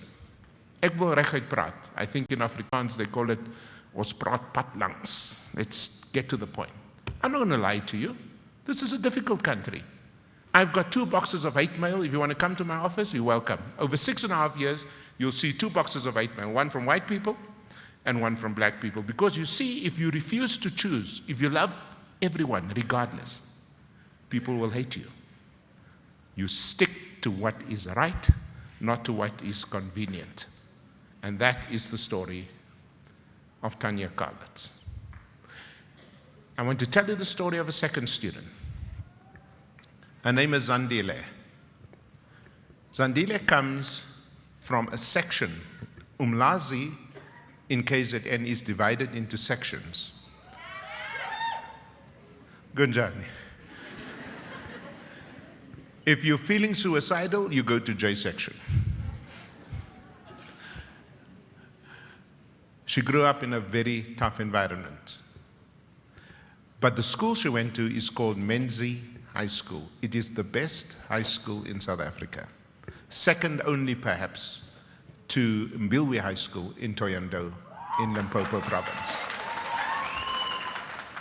And the amazing thing about that school, which looks like a bomb hit it, is it had a principal, he unfortunately died last year, who told those children exactly what I tell you with every opportunity, is that you all have the potential to be really, really good. The problem is you don't believe it. And many of you started to understand that, and that is why I can tell you now, and I'm sure the Chancellor is going to talk about this, but we've never had so many distinctions at graduation. Not just many distinctions, but the most diverse class of distinctions. There's nothing wrong with you. You just don't know how smart you are. That's your problem. And when I teach students in the United States, I'm always amazed. They're exactly like you. But they come in with a very strong belief that they know everything. They don't. They actually don't know much. But they come with a confidence that I wish we had as South African students. And this man at Menzi was the principal of Zandile. So when she got to grade 12 a few years ago, I saw it on SABC. They were interviewing her because she had straight distinctions in every single subject. And she lives in a shack in a school that is severely disadvantaged. And the camera person asked her, the interviewer, what are you going to do with your life? She was very happy, she was very jovial, and of course, she didn't quite know. Then it went to her mother, and the mother was crying. Now, this was interesting. The mother was crying. Now, when you cry in English, it's very bad. But when you cry in isiZulu, it's very deep. It's very, very deep. It moves you. It moves you, It moves you at another level. So the mother was crying, and the mother said, well, I would like to send my child to university, but we don't have a cent. So I went on Facebook and tracked her down. Eventually, I got a telephone number, a cell number, and I called her. I said, Zandile, what are you going to do with your life? She said, oh, I heard about you, Professor, but thank you for calling. I have nowhere to go. So I said, can you go to the airport? Pack a bag and go to the airport and fly to Bloemfontein.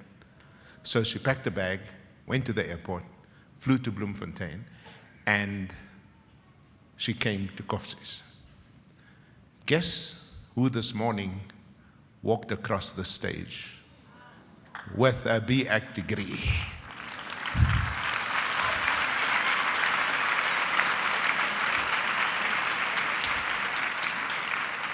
And guess who's going to become a chartered accountant? And guess who's going to bring the first degree into that community? And guess who's going to turn around the economic fortunes of the household? And guess who's going to take a mother out of a shack? And guess who's going to be a role model for the siblings who have still to come? It's going to be Zandile Kwela. And I'm telling you now, the message from Zandile is, I don't care how disadvantaged you think you are. I can give you 10 more stories. I don't care how disadvantaged you are. I don't care how bad it's been for you. And by the way, I just want to tell you, you are going into the real world now. It's tough out there. It's tough. Many of you are going to come back here because university is a place you can mess up, you can sleep late, you can have 10 girlfriends, it's all fine. But it's real out there. And let me just tell you, just to give you a warning so that you don't land on your backside, you can't, when you go for your apartment, go and march to Eskom and say fees must fall. They're first going to turn off your lights. And they'd say, come have a chat about the fees. It's rough out there. It is rough out there. I don't care how disadvantaged you are. When you think it's tough, think Zandile Kwela. And when you're challenged in our country by issues of race and racism, when you want to appeal to the worse angels and not the better angels of your nature, then I want you to think of Tanya Kalitz. It is possible. And I wish you well, and God bless you all.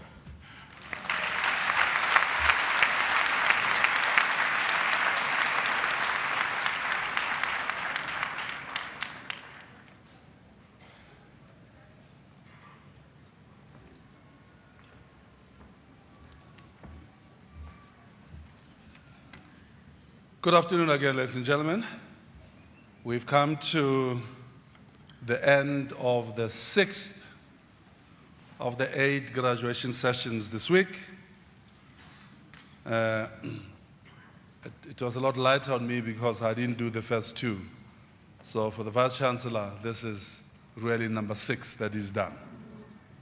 The amazing thing is that you'd think you'd kind of start to feel like you've kind of had enough of these things now. Maybe you want to move on and go do something else. But the amazing thing is that they're all equally inspiring, as if it was the first one. Because we all reflect. I mean, I reflect on the time when I was where you are sitting today. And I remember how important the day that was in my life. And just feel blessed that we are here to make this day as important as this day was when we were sitting where you are sitting today. Mine is to say a few thank yous and just share a thought or two with yourselves before we bring the proceedings to an end. Let me start by thanking Corneille Muller and Caroline Grace Brousseau for sharing with us the beautiful voices that serenaded us as we started the celebration. This, for them as well, was the 6th graduation they've done. Fortunately for those of us who will be back here tomorrow, we have 2 more opportunities to hear them sing. And truly, truly beautiful voices, incredible talents. Let's give them a round of applause even in their absence.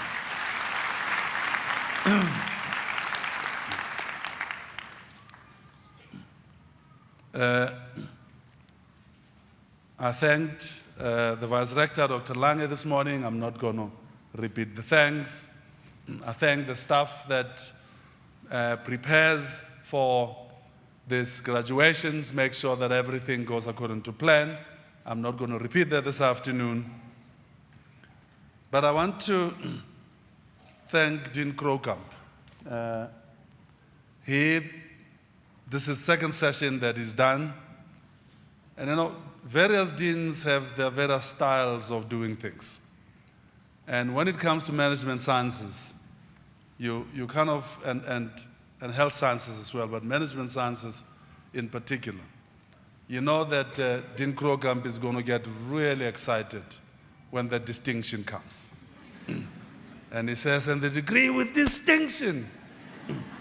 And the audience reacts to that excitement of his. And Dean Krokamp, thank you very much for putting so much energy into it.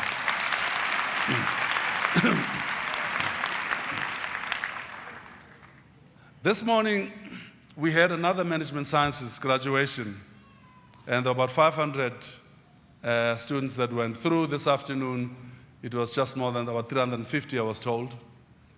And just as I step out of this hall, this morning, my heart just sank to my feet. I had made a major boo-boo this morning. I'm not going to repeat the boo-boo this afternoon. Those that, when Dean Krokamp said, and the degree with distinction, can you please rise?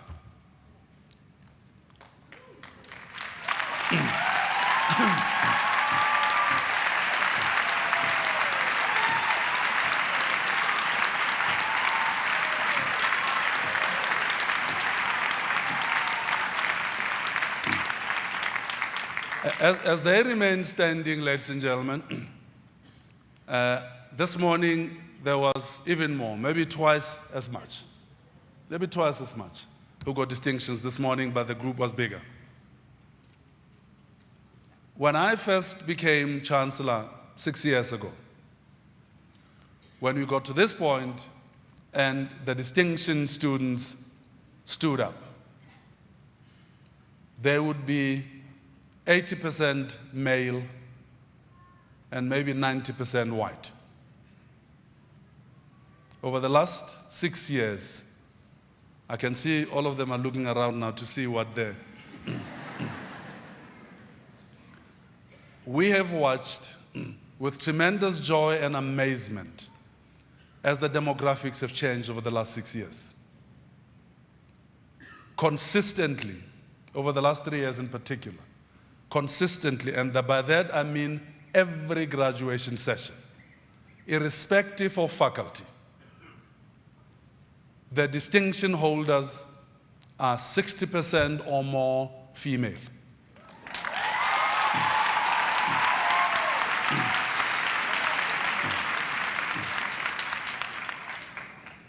And the session this morning, I think easily the distinction holders would have been about 40-45% black.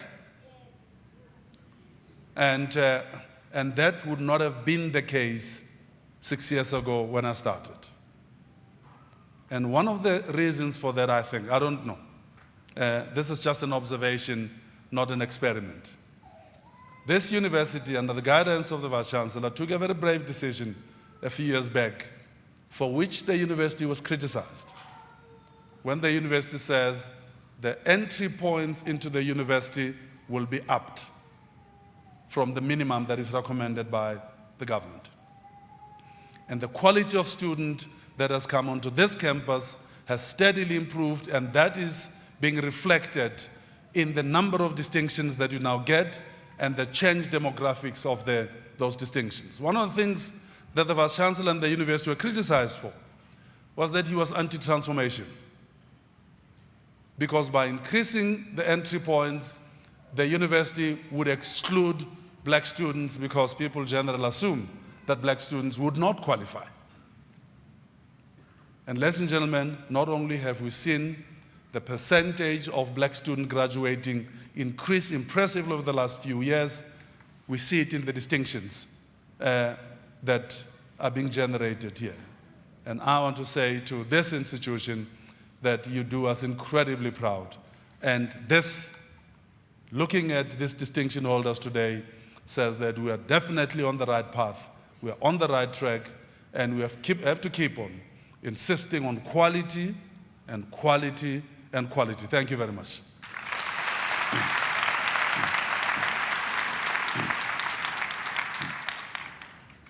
The only person left for me to thank is Mr. David Rhodes. an incredibly eminent South African, an eminent human being with a reputation that is global. He says that until a few weeks ago, even he believed that the ship might be sinking. But somehow, in the last 2-3 weeks, the density of the ship has become a little lighter, and the ship is now floating a lot more securely to him than it was until a few weeks ago. What changed a few weeks ago? There was a major case before the Constitutional Court, and the judgment was rendered by the Chief Justice himself, Justice Mogoeng, rendering a unanimous judgment of all the 11 members of the bench. Now, that case was taken into the court by specific entities, and going into the court to defend the case were specific entities in the persons of the President of the country and the Speaker of the House of Parliament. But when the judgment was rendered, I was in Washington, D.C. It was very early in the morning when the judgment was rendered. And it was clear to me, listening to the judgment, that the justices were not only talking to those who were in the court. The justices were not talking to only the complainants and the defendants. They were talking to all South African citizens. They were talking to me, they were talking to you. They decided that that was as good enough a case for them to dig deeper into the Constitution and come back and tell us and inform us and educate us on what it is to live in a constitutional democracy. They went deep into that Constitution, and they told us what that Constitution says about this country, what the Constitution says about the institutions of this country, what the Constitution says about the citizens of this country. And the message was clear and unequivocal. The message was the Constitution reigns supreme.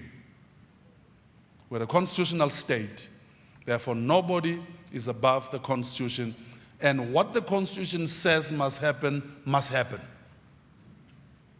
It does not matter who you are, it does not matter how powerful you are, you cannot one day decide that no, you will not do what the Constitution dictates that you do, even though you are placed in that position by that same Constitution, because you don't feel like it. But they were not just talking to the defendants. I remember a few years after that Constitution was adopted, and I had a conversation with my good friend, Judge Dikgang Mosenek. And I said to the good judge that, but why do I get the impression that the biggest beneficiaries from this Constitution are the opposition parties, which are taking almost every decision that the government makes to court? And Dikgang said to me, as I call him, I don't call him judge, when I talk to him I call him Dikgang or Buddha. And Buddha says to me that, you know, that's the thing with a constitutional democracy. When you see somebody else using the Constitution that you don't want to see getting the benefit from the Constitution, you see all the wrongs in it. But wait until you need it. Wait until it is your turn to need that Constitution. And I think as citizens of this country, regardless of whether you liked the judgment or did not like the judgment, as citizens of this country, we were given a lecture by the Chief Justice that says we live in a constitutional state and this Constitution reigns supreme. and we are all equal before the Constitution, regardless of the rank that you've been given by the same Constitution. Listening to the Chief Justice, I could not help but reflect on the first inaugural speech that Barack Obama gave 7 years ago as the first elected black person to be the President of the United States. He repeatedly said in that speech, repeatedly, not just once, that the union that is the United States of America was still in the process of perfecting itself. Now, if you think that that union is more than 250 years old, 250 years old, you can then understand why our 23-year-old constitutional democracy has just gone through the rough adolescence that it's just gone through and is going through the rough early adulthood that it's currently experiencing. But this is what happens in the world, not just to us. So in a sense, as we get the inclination to feel sorry for ourselves about what is happening to this country and its democracy, the judgment last week should give all of us some hope. As David Ruots said this morning, and as I felt listening to the Chief Justice reading the judgment. But he didn't stop there. Last week, he gave a speech outside the court this time on the moral necessity in leadership. So we know that the Constitution says we are all equal before the law, regardless of who you are. But what the judge was saying last week, speaking as a citizen now, not as a judge, was saying, but do we morally feel equal?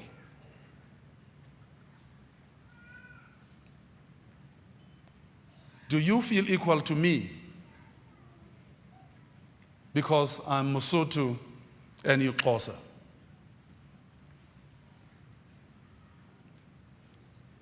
Do I feel equal to you because I'm taller and you're shorter?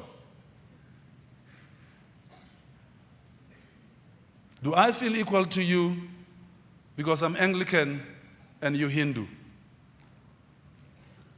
Intrinsically, in my essence, what do I feel?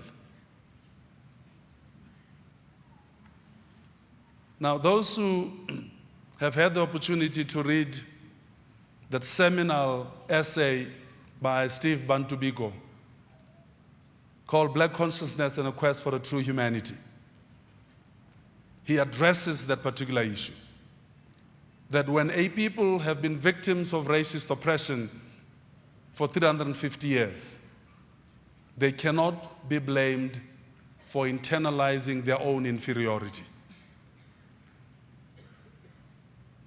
But the judge says, we now have a constitution that says, rid yourself of that internalized inferiority. It doesn't matter what the cause of that inferiority is. Rid yourself of it. But the judge also says, but deep in the chambers of your heart,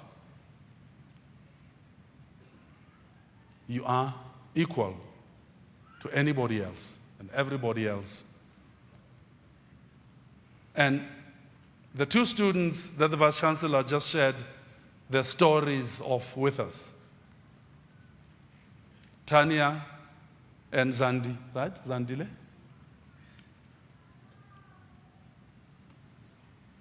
Represent, and there are many of Tanya sitting here. There are many Zandile sitting here today.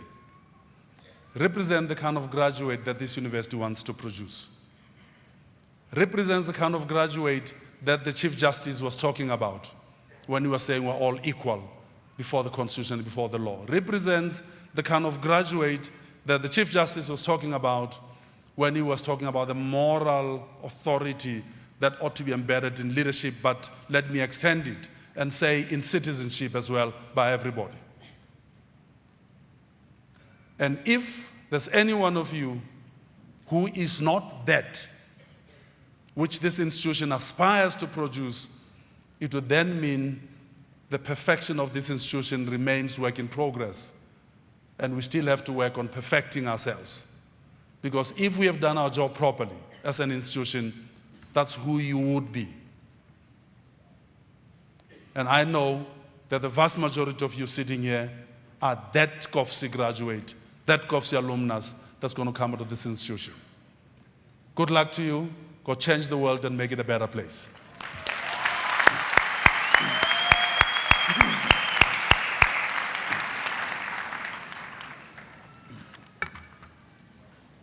This concludes the proceedings, ladies and gentlemen.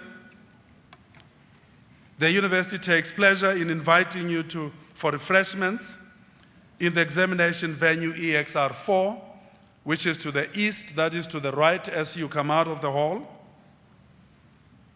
We shall shortly rise and join the singing of the national anthem. It will still be led by Matilde Tomvium, but the ensemble, I've been told, will be led by Juanita Erasmus Alt. Can I see Juanita, please? I can't see her from here. Good to see you, ma'am. We are so used to Anton.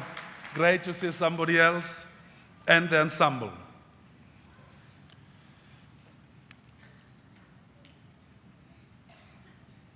So, after the singing of the anthem, okay, let me repeat. The singing of the anthem will be led by Matilda, accompanied by the ensemble directed by Juanita Erasmus Alt. And after the singing of the anthem, to remain standing while the congregation is dissolved and until the main and academic processions have left the hall. May we please rise.